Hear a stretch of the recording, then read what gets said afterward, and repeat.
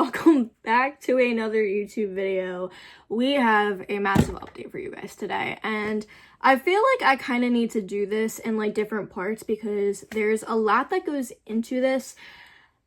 I wanted to record this in like one long shot, but more and more I've been thinking about it, I just don't think that's a good idea because there's just too many ideas and too many details that go into this. But I wanted to give you guys a massive health update on me because obviously YouTube channel, it's kind of where we started.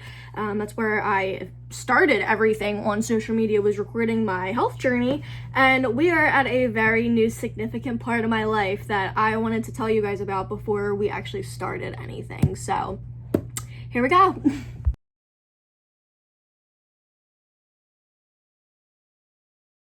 So as most of you know, every single year since transplant, we do go to Pittsburgh for an annual checkup to check if I have rejection going on, just check how the organs are doing. We do like a million blood work. We do a colonoscopy. Most of you guys do know that. If you didn't know that, I do get an annual checkup every single year on my transplant and just check how everything's going. This year was a little different though because we have been trying to find me a gynecologist in Pittsburgh that specifically like my surgeons and my doctors know or have worked with, that would be able to take my case in learning or figuring out how to take care of my reproductive system.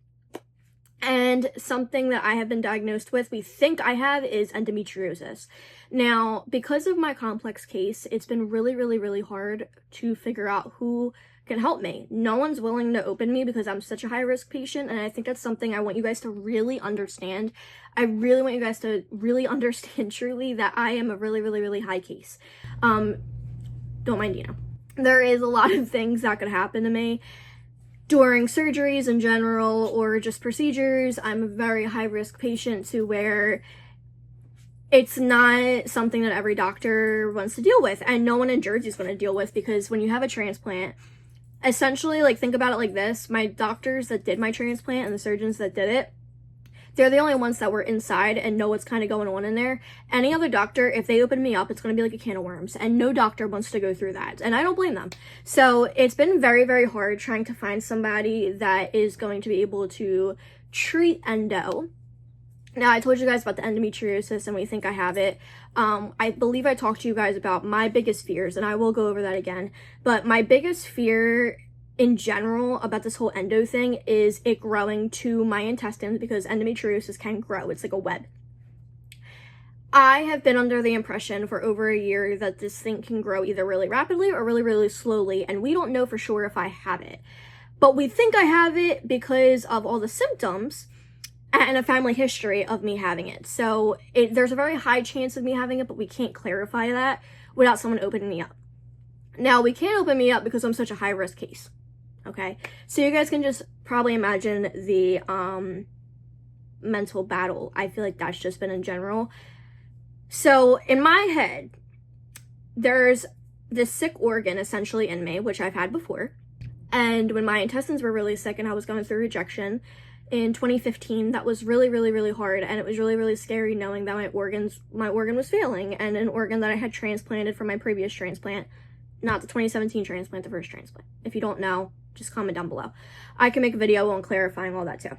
Anyway, so it's been really hard, just the idea that there's an organ failing inside of me, and it's one of mine, and it's my reproductive system. And I want to, like, before I get into, like, all of, like, the medical terms, I feel like it's just important for me to kind of talk about my, like, the scary parts and, like, the mental aspect, because I feel like I've been not leading you guys on. I feel like I've been, like, talking about it and then not talking about it, and I feel like this is what everybody wants to know, essentially, is, like, how I'm doing, besides, like, the plan part of what we're gonna do. I've been through transplants. I've been through all of the things, I feel like, and watching my body kind of get, like, sick again has been one of the hardest things I've gone through in a while.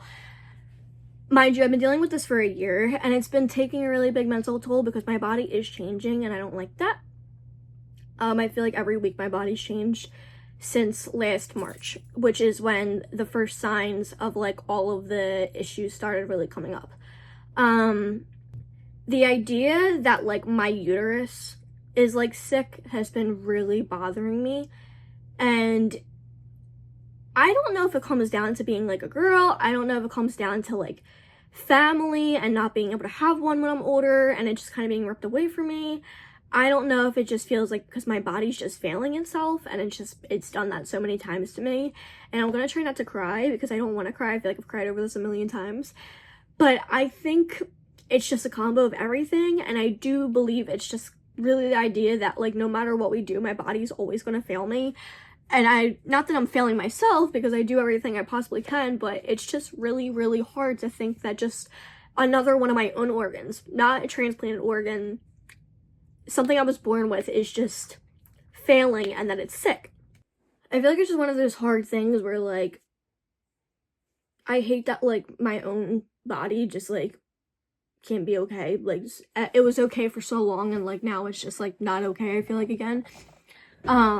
And it's been bothering me, just like the idea of my uterus being sick and my own body just kind of deteriorating. And that's what I thought, and that's all the things that have been like just on my mind. And I never really like cared, so say, until last summer. I feel like the first few months I was fine, and like spring when we knew it was happening and I was just okay, whatever, like can't have kids anyway because my eggs are going to be sick because my underlying disease is hereditary and it's a mutation, and my children would be sick anyway and all these other things. And I just had this really, really hard time of like when it finally hit, just like this whole diagnosis and like my uterus being sick, my ovaries, my fallopian tubes are filled with like a blood/fluid thing that could make me like infertile. A lot of women have that issue too. They don't even know it until they're trying and stuff like that. But the fact that like I know this now, and it's just like it's been this really big like mental game, I just feel like, because it just feels like everything, any choice I've ever wanted to have about having a family was just like ripped away from me before I could even want to try, or like before I ever knew anything. And like that bothers me, and it never did until I was around somebody that was very important to me at one point in my life, and they were pregnant and a few other people I knew were pregnant, and just seeing how happy everybody was around them and seeing that they were able to celebrate this new child, and not to like this new child, like extending the family, and it hit me like a ton of bricks. And I've never felt jealousy a day in my life until that day. And I was like, wow, I'll never have that. And that was like the first time I've ever felt that way towards about having my own family and like all these like adult things. And like, because I still feel like I'm a kid most of the time, and I feel like I'm just learning to navigate being a 20-year-old and living on my own and doing all these things. But like it sucks knowing that like I'm only 22, and like I just feel like a lot of adult goals and like a lot of things that normal people can have, I can't have. And that bothers me. And I'll say it sucks, but like it's the truth. And you guys know I'm always going to tell you the truth. And I hate that I'm already this upset at this point in the video. But there is good news too, and that's why I feel like I just wanted to get the sad stuff out of the way, because there is good news too, but like this is what's actually been going through my head. And there's plenty of ways to have babies, and there's plenty of ways to have a family and grow and do all these things. But I just know I can't do it the normal way, and that I don't know why that hits me now more than ever, but like it does. So that's just a whole issue. But I could really like do a whole video like deep diving into that too. I feel like I could do like a whole deep dive video into that and like why that bothers me a little bit more, but I am in therapy and like I am learning about these things and like why it triggers me and all these things that are happening. But overall, that is what's been going through my head, is that, okay, just another one of my organs is sick. I don't have a choice. I'm gonna have to get a hysterectomy. I know a lot of you guys know this, that I've been saying for months, I just want my uterus out. I just want my uterus out. I just want to get this hysterectomy. In my head, from having rejection, right? I went through rejection with my intestines. I lived without intestines for 3 years. 2 to 3 years, I lived without intestines. I know what it's like to have a sick organ inside your body and it taken out. All the pain goes away. All the pain, all the issues, but then other issues come along too when you don't have organs. So if you guys don't know, yes, I lived without intestines for a little bit of my life. It was a great time, but it was also a horrible time too. My uterus being taken out at 22 years old is not ideal. and this is what's been scaring the hell out of me, and I'll say it's been scaring me so bad. I don't want a hysterectomy, and I didn't want one, but it's the only way in my head that this could get better and that we could protect my transplant. And so of course I'm gonna have these scary reactions, and I'm just gonna want it all out. Not that I want it. I don't want that kind of surgery. I don't want that kind of process. I don't want that type of pain, but it's just the only way I could see how to get light. And like, in the end, we all know hospitals can, we could do all this testing and we could do all these things. Let's get to the bottom of it. We need to get it done. We need to get a hysterectomy. Let's just do it. And that's where I'm at. Like, I don't want to play games. I don't want no BS. I don't want this back and forth. I just want to feel better, and I just want this disease out of me. I want it to come out. And I want these sick organs that are mine out, because it's just another point in my life where I just have another sick organ that's my own, and I just want this sucker out, right? Overall, this has been a very, very bad mental mind game, and it's been really, really hard and stressful. And no doctor can take a chance on me anyway, because I'm too high risk. Chances of me something happening on the operating table is a very high chance. Us closing my stomach up is a very low chance, because I was already on a wound vac. My second transplant, if you guys want to go watch those videos, they're here on YouTube. I had a literal wound vac stuffed in my stomach to rebuild the cells to help close my stomach up. Getting a hysterectomy and opening me up, because it has to be open surgery before anyone is like, oh, they can't go with the robots or anything like that with me, because my anatomy is completely different than anybody else's pretty much in the world. There is no one also like me. There is people with 5 organ transplants, but also the way that my body is, the stature, the size, this and that, it's just, there's too many risks. So we can't do that. My hormones are out of whack in general, okay? I actually have a little device in my arm right here, a little device right there, and it's birth control. So I have what you call a Nexplanon. The reason why I got the Nexplanon was because I had this issue called period flu. I was getting really, really, really sick. I mean, I was like getting fevers, runny nose, fatigue like no one's business, bleeding like insane for my size. I should not have had that heavy of a period. And something that was really, really wrong was I was like fainting. It was a lot. I was getting really, really dizzy to the point I was like almost passing out at work. Couldn't eat anything. I couldn't drink anything. It was really, really, really painful. So my gynecologist here at home, which by the way, I love her, she was like, I think you have what I call period flu. More women have it now than ever, but at the same time, it's really hard to kind of see, and it could be because of cysts, other diseases, these other issues, but the best thing to do for it is to get on this birth control. Being a transplant girl, I can only have certain birth controls. I can have the Nexplanon, I can't take the pill, or I can get an IUD. Now, I didn't want the IUD because it wasn't going to do anything for me. The Nexplanon could treat my period flu, that's why I have the Nexplanon in my arm. So that was the first thing of like birth control / treatment we were doing for me. So now that I've had this thing in my arm for a while, it took 3 months for my body to regulate, and then I was on my period for months and months and months at a time, and that was really, really hurting me. So from last March all the way up till last October when I moved out, and it was 2 days after everything in my life turned around, I actually might have stopped getting my period, and I haven't had it since. I haven't had it since October. I literally haven't had my period since October. But I know I'm going through the emotions because I'm feeling a little nuts the days that I'm supposed to be ovulating, the days that I'm supposed to have my period. I had a very good track. It wasn't like an uneven track. I had a very good schedule. And I could still feel my body going through the issues. It's just I'm not bleeding. So this has also kind of been concerning because hello. So anyway, we do have the Nexplanon for treatment, and that's what we've been using for treatment. Okay, whatever. I was also on this experimental drug NAC.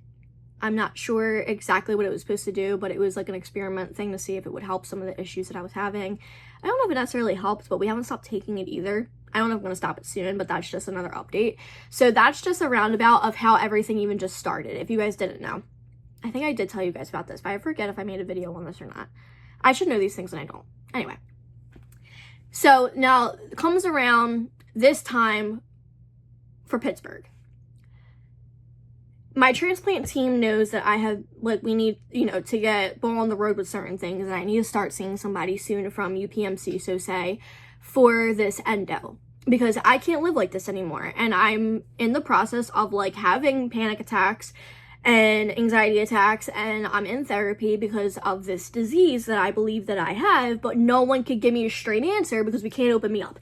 So it's just frustrating regardless, and I know you guys could probably imagine how frustrating that is. So just frustration all the way around. Also, you guys saw the last appointment in February that I had and how much of a meltdown I had. That video is up there if you guys want to go watch the video in February of me seeing a new doctor. Yeah, that was not good. So I had full-on anxiety meeting this other new doctor. Now, this doctor that I saw in Pittsburgh, this was the first time I ever met her. Her and my one surgeon talked before I came there, and they were able to get me in her book before, you know, we left for Pittsburgh, which actually we had to leave a day early because we had to get there. It was a mess. That was a little mess, but I'm going to save you guys that time. During the appointment, she showed me my images from my last MRI, which wasn't that long ago, of my uterus, my ovaries, my fallopian tubes, and everything else. So I'm going in there in this appointment thinking we're going to talk about getting a hysterectomy done, right? My organs are sick. I'm not happy about it, and it's scaring me, and it's putting me in a lot of pain. Like, I'm in a lot of pain. So this girl has to listen, right? But my whole transplant team reassured me she's going to be able to help. I promise you she'll be able to help.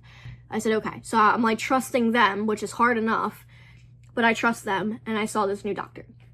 So I go in, I meet her. She's very friendly, very kind.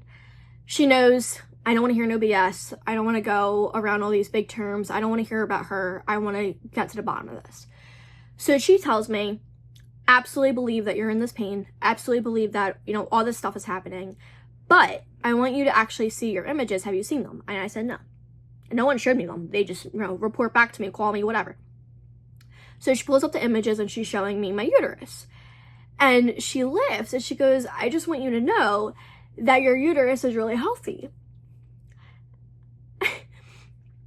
And this made me, that's when I want to cry again, this made me so happy and so relieved. She goes, your uterus is really small, and it's really pretty, and it's really cute, and it's not sick. And she shows me my ovaries, and she goes, they're really small, and I don't see a cyst on them. And so I was like, what do you mean? And she was like, there's a cyst higher up on you that is definitely probably causing pain. So she has this, like the MRI, because if you guys don't know what MRI is, like, they do, like, the rotation. It's like a rotation donut that you go sit in or lay in. You can't move. You have to stay very, very still. And it takes a 360 shot, a million pictures. That way when you click, you could see the rotation of your body and see where everything's at. So she's looking at it and she was like, you see this? She was like, see that giant? There's this giant, like, bubble, essentially. But when you move my body to the side, it's actually higher up than where my ovaries and my uterus and all is. It's higher up. She was like, if that was on your ovaries, it wouldn't be that high up. She was like, I think that thing is sitting either on your intestines or your stomach, but it's hard to tell because your anatomy is so squished because of transplant that it's a little hard to tell. She was like, but I don't think that is on your ovaries or on your uterus. Now, does this mean I don't have endo? No.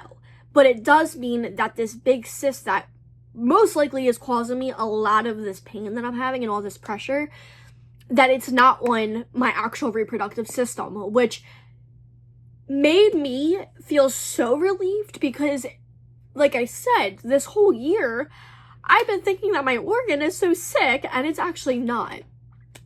It looks good on camera. Now, if they open it up, yes, there could be things on it. But from at least on camera, there's not all these issues going on either. Which then I also have a problem with as well, because now what's really going on in there, and why am I not bleeding? Why am I still having this pain down there? Why am I so bloated all the time? Why am I having these back pains? Why am I having these dizzy spells? Why can't I eat and drink properly right now like I should be? Why am I having these issues, right? So that's where this part comes in, where it's like, okay, now we're seeing it looks good, actually, which was a relief. Because all in my head, I'm thinking, if this disease grows to my intestines, rejects my intestines, I'm going to I can't go through another transplant. That's not happening. I'm gonna freak out, right?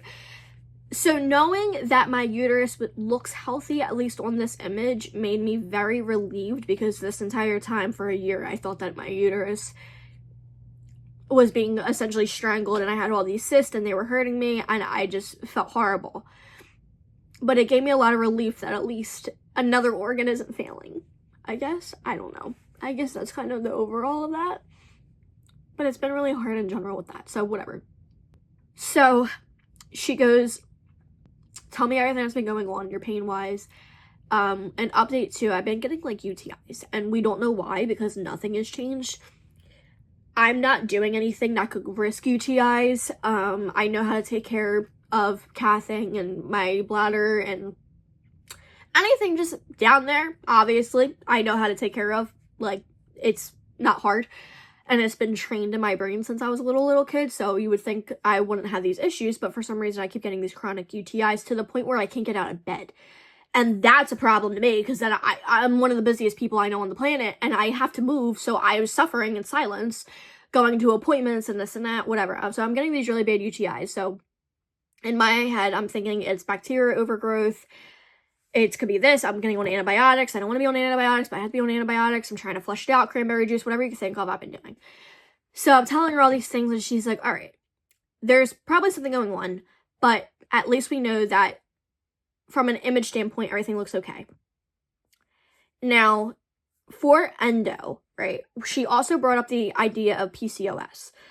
I've been under the impression that I also was checked for that, but I actually haven't, and there's not really a way to necessarily check, but also another thing to do would be a hysterectomy, okay? Another way of treatment would be a hysterectomy. She tells me, obviously, we want to avoid a hysterectomy because that's another massive life-changing surgery. If, from the images and from what we can see, your uterus and your ovaries essentially look great, we don't want to go in there and just take it out. Whether there's endo or not, we don't want to open you up. No one wants to open you up. But I will if we absolutely need to, which made me feel a lot better.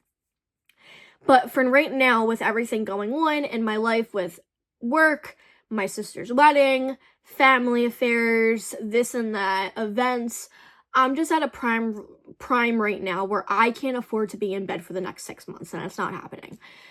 So I don't want a hysterectomy. Doctors don't want to do a hysterectomy, but this is all I'm thinking that we can do to help me, right?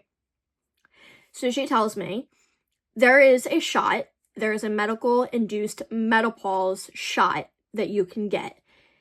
Essentially, what it's going to do is put you into a medical-induced menopause.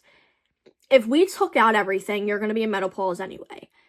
If we give you a shot, it's going to shut down everything, and it's going to help us kind of relocate and rethink about everything. If the pain goes away, if everything starts getting better, but you're going through menopause, at least we know that it is helping whatever's going on, whether it's endo, PCOS, cysts, this or that. If you don't feel any different, so say down there, and in your whole reproductive area, then we know that maybe it's not actually something then, so say endometriosis or PCOS, but at least everything is shut down for us to kind of have a straight point of what's kind of going on. This medicine is going to do exactly what a hysterectomy would do, but it's not permanent. And that's what my fear was getting a hysterectomy, because, you know, whether it's endo, whether it's PCOS, whether it's not, whether it's both of those things, endo and PCOS, there's also another version of the endometriosis, like endometriosis or whatever. I don't think no one thinks that I have that, but like that is also obviously just another thing that people have. That's another thing that women have that have these also kind of issues, but we don't think I do have that one, by the way. I've been getting asked that a lot on my live streams. We don't think I have that. But PCOS is something that we do think I might have. Another thing that got brought up was thyroid. So I just got my thyroid checked yesterday. I will keep you guys updated on a future video on that, but we don't know I don't know the exact results of that yet. So it could be a combo of things of what's going on, and that made me feel so much better, because all I've been told for the last year was that it's this, and a hysterectomy is essentially going to be the way to go. But I don't want that, because I don't want to not have my reproductive system. I'm 22 years old. Like, I shouldn't have to think about stuff like that. I shouldn't have to go through that. Like, that's insane at 22. to lose all my hormones for the rest of my life. And like, I'm not ready to not have that, and I know I'm not, but I feel like I've had no choice. But now I have a choice, because now we have a medicine that's going to essentially do the exact same thing. But if I can't deal with it and I can't take it, at least we could stop it and we can start back from square one. So I cry because I'm relieved. I am scared, but like, not as much as I was. Like, I was so scared. I feel like it's been so hard in a sense where I feel like I had no hope. And this, taking everything out was the only way to make things feel better again, because, and it's probably just a trauma response because of things that have happened in the past. And now I have a choice. And it's like, when you have a choice, you have a little bit of hope again. And to a lot of people, they're probably like, Jay, that's not good. I've had people tell me, are you sure you want to do that? You know, you're still going to be going through menopause. That's not good. It's not going to shut down your hormones and this and that. But again, at least it's a shot. And if I can't keep doing it, we can essentially stop it. And in time, things would hopefully regulate. Could it cause other problems? Yes. But I am willing to take that chance, just like I was willing to take the chance of losing my entire reproductive system, making it permanent. I don't want to do that. Like, and I think that's what I hate about just sharing things on the internet, is I feel like, I'll be honest, I feel like everyone thinks that, like, I want this, and I've had people in my real life tell me that. And the only reason why I wanted it was because I feel like that was the only way to help. And, like, am I wrong? No. Like, that's exactly what it's going to come down to, you know what I mean? But now that there's a medicine that they could give me, I don't want to get the shots. Who wants to get shots? I don't want that. I don't want to go through menopause, but this is one of the only chances I feel like to figure out what's actually going on. And if it helps, it helps. And I think it will. Like, I really have a gut feeling that it's going to help. And if it helps, awesome. It's going to suck still going through menopause at 22, but at least I get to keep my organs. And that probably sounds so stupid to, like, a normal person that's watching this.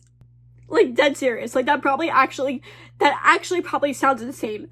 Like, now that I think about that, that's insane. That's, like, normal for everybody else, but it's not normal for me. And it's, like, triggering, obviously, because it makes me upset and it makes me angry. And I think that's another thing that's been making me really annoyed, is, like, I have never felt angrier in my life than going through all of this right now. And I have been angry for, like, a year, and I'm not an angry person, you guys know that. I really don't care that I've been angry. I have every right to be. And a lot of people can't take it. I have a lot of people in my life anymore that couldn't take it, and that's fine. People have to do what's best for them. But I've never felt more anger in my life over medical problems, and I think it's because of the idea that I should be living a normal life right now, and I'm not. And I had a really great, like, 4.5 years that things were so normal and things were so up, and my life felt like it was just cloud nine.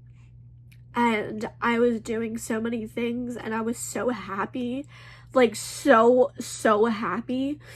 And now I'm just scared, and I'm angry, and I'm pushing through because it's what I do, and I have to mask it to put on a happy face for everybody else. And it's okay to be upset and to be angry and all those things, and I know that, but it's just not me down to the core. And the fact that it really, like, I'll say it pisses me off that I have to go through this. And it makes me so annoyed that it's just a problem in general, and that's why I think I get so upset. And on top of that, then there's the topic of kids, family, because I'm getting older. Those are things that I do want. Those are things that a girl should look forward to. And I can't. For what? Those are all normal things to change your mind on. They're all normal things to want in life. And I can't. And I can in a different way. I just can't have it normally. And Godspeed, I'll have it in some kind of way. but I just know that I can't normal wise, and I think that just bothers me. And I know it's 2025 and there's a million ways to have all the things that you want normal, right? What is normal, so say. But for the women that get it and the people that are watching this, for the people that get it, they get it. If you don't, you don't. But it's just one of those things that's frustrating. Sorry for crying. I don't mean to cry. I think because I feel so much relief, and that is why I'm crying. And then there's also just like angry tears like mixed in, which anybody in my situation would, and I keep telling myself that. And it's okay that I'm feeling the way I am. I'm happy that I'm in therapy, because a year ago, like last summer,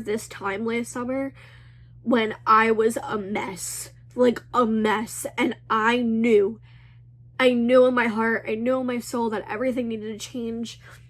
And you guys remember everything that literally happened October 1st all the way till the end of October, and it was one thing after another, and it felt like it killed me. Last summer killed me. Last summer all the way till the end of October killed me. And I could truly say I have become a completely different person in this process. And I am so happy that I went through everything, because I realized everything that I want and what I don't want. And I think now that makes me even more upset, because now I think more now so than ever, I really feel closer to like who I am, and I feel like I've grown so much being on my own. October is going to be a year. October 1st is literally going to be a year by myself on my own, and I'm so proud of myself, and I'm so happy with everything besides my health, and I don't want to see it go down. I don't want to see everything I've just built up in this many months and everything that I've accomplished and everything I'm doing, like, I don't want to see it go downhill just because I have to get a surgery that is going to knock me down for months at a time. But now I have this choice to get this shot to go through this next phase in my medical life. I'm gonna be going through menopause. Like, rewind, okay? I'm gonna be going through menopause. Like, most of my audience is older, okay? Like moms, 40s, 50s, 60s. It's either they're becoming moms, are moms, or grandmoms, or people going through menopause as well. And there's nothing wrong with that. I think that's great. I love y'all. I love y'all. I love y'all that have gone through this. I love y'all so much, that everybody that's gonna be going through this with me, Godspeed. I know that I'm not gonna feel alone in this. My mom's going through it. I know so many people, because I work with a bunch of older people in just general. I know that I'm not going to feel alone, and that makes me really happy, because last summer I felt really alone. Really, really alone, and I wasn't, but I felt like that. And this is the first time in my life that I can confidently say that even though I'm by myself, I'm not alone. And if you know what I mean, that's really important. And I have such a great support system between you guys, my friends, my real friends, my family. Like, it's good that I'm able to sit in my thoughts. It's good that I'm processing things the way I am. It's good that I'm in therapy. It's everything that is happening and that I've done in a year, I feel like has built me for this time I'm going to be going into. It's not happening tomorrow. It's not happening next week. It's not happening probably in a month. There's a lot that needs to happen before we even start getting these shots, but it's probably going to be by the holidays I'm going to be going through this. I'm not excited, but I know I really, really have a gut feeling that it's going to help, and I'm really excited for that relief. That being said, this is the actual overall plan now, okay? So yes, I am going to be going on this medical-induced menopause journey, whether people think it's good or not. I don't care. I have to do what I need to do. This medicine can make you very frail in general. Obviously, menopause can, between bone densities, your emotions, sweats, you know, really, really, really cold to really, really, really hot, like all of those just like issues in general. I will be closely monitored with bone density scans and this type of and this scan and like all these other scans and this and that, therapy every single week, if not more.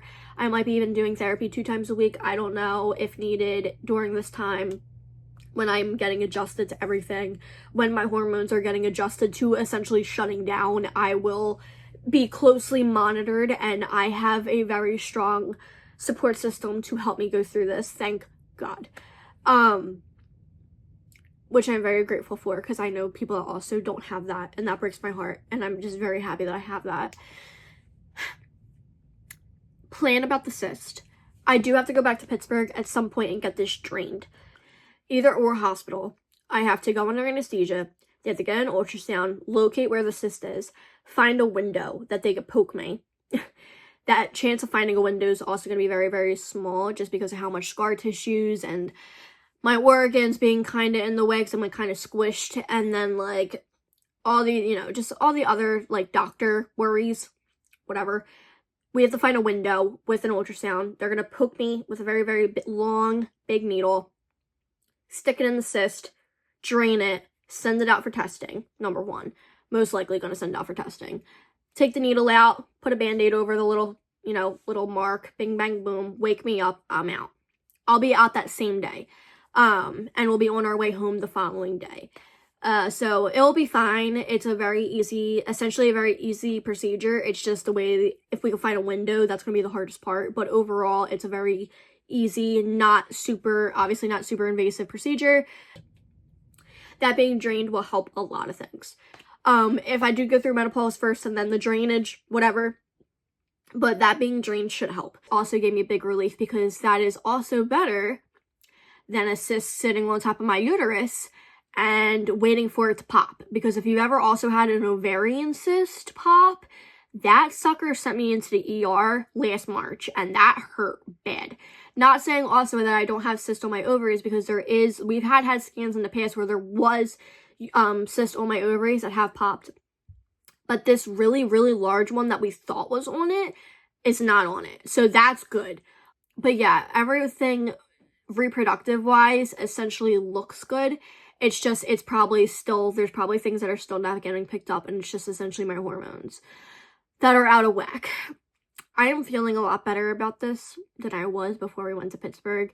I quite literally felt like I couldn't plan my life past this August, past this appointment between July and August. I feel like I literally couldn't plan anything. I feel like I couldn't do anything. I feel like I couldn't look forward to anything, and now I can. Obviously, this procedure is going to be in the way. Of course, I'm going to have to get, you know, this shot and stuff like that. But overall, everything just seems to be looking up. Like, it really, really does. It seems to be looking up, and whether you think it or not, to me, it does. And I feel like you guys feel, hopefully, I think you guys feel the relief too, with me just like crying. And like, that's why I literally keep crying, because it's just the amount of relief I feel, and it's crazy. And it's just all the emotions of this last year, a little over a year, dealing with this, and I feel better, finally. You know, and I can't wait to feel even better after the cyst is drained, after this shot, you know. My next gyno appointment is in October. We're going to try to get me in sooner, but adult sides obviously can't just make an emergency appointment for me. So I'm hoping that we're able to get in a little sooner, but for now, my gyno appointment is in October, and then we'll start getting approval, so say, for the shot, and we'll start getting, you know, things hopefully on the roll for it. It's just going to take a little bit of time, and that's okay. As long as it's in the works, I don't care. I just want something in the works. And I think also my biggest relief is if this endo is there and we shut everything down, the shot will also help it from spreading. And that is my biggest thing, is it won't spread to my intestines or any other parts of my transplant and hurt it and it's just the safest way. I get to keep my reproductive system. I get to still shut down whatever is happening and kind of do a little reset. I don't have to be opened up. I don't need to stop my life again. We get to figure out if it's actually happening or not. And we go from there. We just go from there, and we're gonna see what happens. I get to still do everything I want to do. I can still eat whatever I want. Well, not really, because my dietary is a little restricted right now because of the whatever's happening. My estrogen, every time I eat something with a lot of estrogen, like soy, girl, sucker hurts. A lot of caffeine hurts. A lot of little things hurt, like you guys wouldn't believe. But I just feel overall better, and I finally do have that little glimpse of hope again, which I didn't realize was lost, but it was lost. And I finally feel it again, and I feel relieved. So that's my update. Hopefully I did that okay. I feel like I was everywhere, but it was, when am I not? Number one. But number two, it's when I tell you guys, like, an overwhelming amount of emotions, it is, and I am trying to keep it straight. And like, we've been home for a few days. I'm just now recovering. It's Tuesday. We got home last Thursday, and I quite literally feel like I'm just now recovering from everything. Like, it's been a lot. And as I'm getting older, I don't pop back as easy as when I was a kid, and I know that. I didn't realize that, but now I know that. I don't pop back from things as easy, like anesthesia and a lot of stress. I do not recover as quick as I used to.